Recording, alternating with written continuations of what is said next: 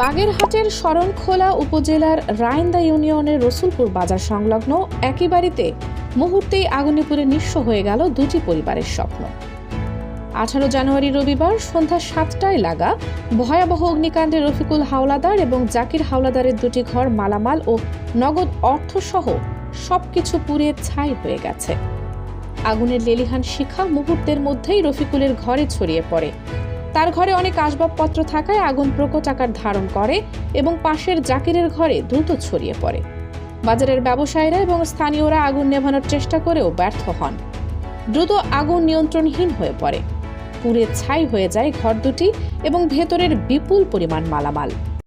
দেশ দর্পণ নিউজ, দেশের সাধারণ জনগণের সংবাদ মাধ্যম। আপনার সংবাদ এবং বিজ্ঞাপন প্রচারের জন্য যোগাযোগ করুন স্ক্রিনে দেখানো হোয়াটসঅ্যাপ নম্বরে। বাবু তালুকদার বলেন, আমি বাজারে আমার দোকানে ছিলাম, হঠাৎ শুনি আগুন লেগেছে।